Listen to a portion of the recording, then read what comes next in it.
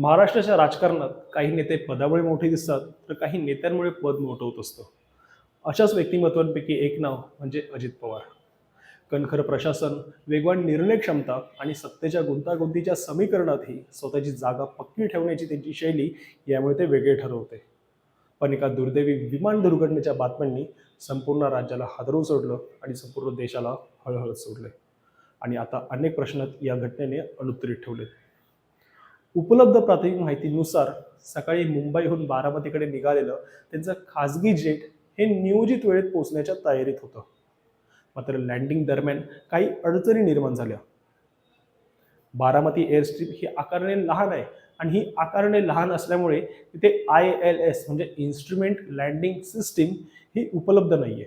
म्हणजेच पायलटला संपूर्णपणे दृश्यमानता आणि मॅन्युअल पद्धतीवरती लँडिंगसाठी अवलंबून राहावं लागतं. आणि यावेळी ज्यावेळी ही लँडिंग केली जात होती, त्यावेळी परिसरात दाट धुकं असल्यामुळे दृश्यमानता कमी होती, अशी माहिती आता काही सूत्रांकडून पुढे आलेली आहे. या लँडिंग दरम्यानच थोडीशी गडबड झाली, म्हणजे पहिला लँडिंगचा प्रयत्न अयशस्वी ठरल्याचं फ्लाईट ट्रॅकिंग डेटावरनंही आता सूचित झालेलं आहे, जो डेटा ऑनलाईन उपलब्ध आहे. विमानाने धावपट्टीभोवती वळसा घेतला आणि दुसऱ्या अप्रोचसाठी पुन्हा रेषेत येण्याचा प्रयत्न केला. मात्र या दुसऱ्या प्रयत्नाच्या दरम्यानच विमानाने तीव्र वळण घेतल्याचं दिसून आलं आणि अशा शार्प टर्नमध्ये वेग, उंची आणि कोन यांचा अचूक समतोल साधणं हे अत्यंत महत्त्वाचं असतं.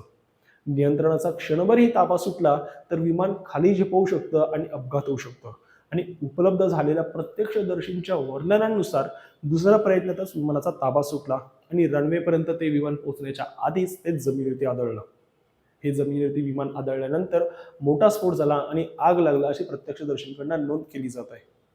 विमानात 2 अनुभवी पायलट्स, सुरक्षा कर्मचारी आणि कर्मचारी वर्ग म्हणजे फ्लाईट अटेंडंट उपस्थित होते, अशी माहिती आता समोर आलेली आहे.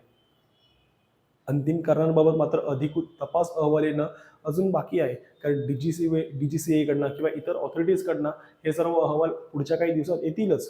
पण अशा घटनांमध्ये black box data, air traffic control record आणि हवामान अहवाल शिवाय विमानाच्या मेंटेनन्सची जी काही हिस्ट्री, जी काही नोंद ठेवण्यात आलेली आहे, त्या सर्वांचा सखोल अभ्यास केला जातो.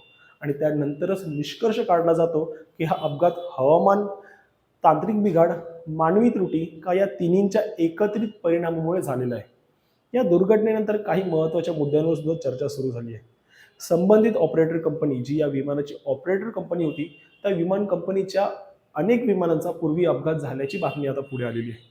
काही पत्रकार, कायदेतज्ञ आणि महत्त्वाच्या व्यक्तींनी या घटनेची सखोल चौकशी, पारदर्शकपणे चौकशी आणि स्वतंत्र यंत्रणेमार्फत ती व्हावी, अशी मागणी आता केलेली आहे.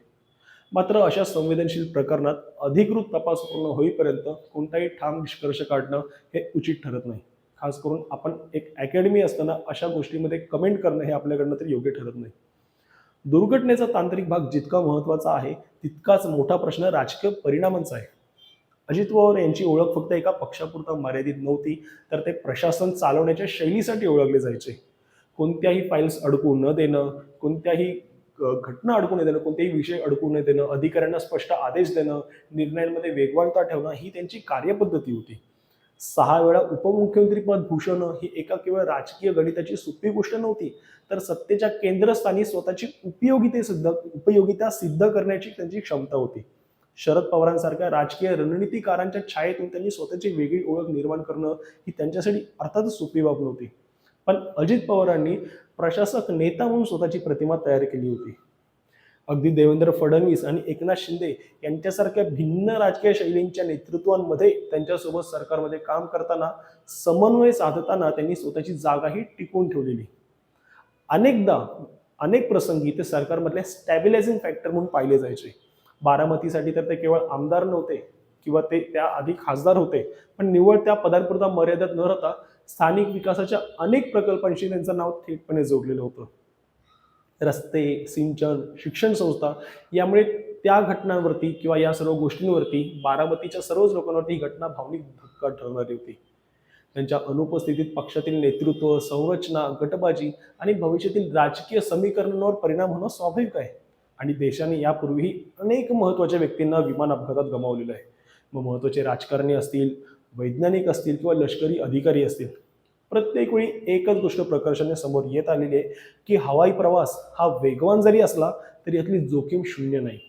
अगदी विशिष्ट या लहान विमानांचं किंवा लहान विमानतळी लँड होणाऱ्या या विमानांचं प्रतिकूल हवामान आणि लहान विमानांच्या ऑपरेशन्समध्ये सुरक्षिततेचे प्रोटोकॉल अधिक काटेकोरपणे पाळले जातात की नाही हे पाहणं अधिक गरजेचं ठरतं. आता तर सध्या सर्वात महत्त्वाचं म्हणजे निष्पक्ष चौकशी होणं. कारण सत्य हे तर्कांपेक्षा महत्त्वाचं असतं. ही दुर्घटना केवळ एका व्यक्तीचा किंवा एका पक्षाला मिळालेला धक्का नाही किंवा त्यांचं नुकसान नाही, तर संपूर्ण राज्याच्या राजकीय प्रवाहावरती परिणाम करणारी घटना ठरू शकते. एक कणखर, वेगवान आणि निर्णयक्षम शैलीचं नेतृत्व हे आपण गमावलंय. ते अचानक थांबलंय.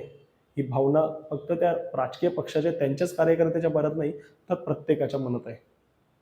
खुर्च्या तशाच राहतात, कार्यालये तशीच राहतात, मंत्रालये सुद्धा तशीच राहतात. पण काही व्यक्तिमत्व त्या खुर्चीला, त्या कार्यालयाला आणि त्या मंत्रालयाला अर्थ प्राप्त करून देत असतात. त्या अर्थाची पोकळी हीच अजितदादांच्या अकाली एक्झिटची जाणीव आहे. बाकी अजितदादांना आपल्याकडून भावपूर्ण श्रद्धांजली. धन्यवाद.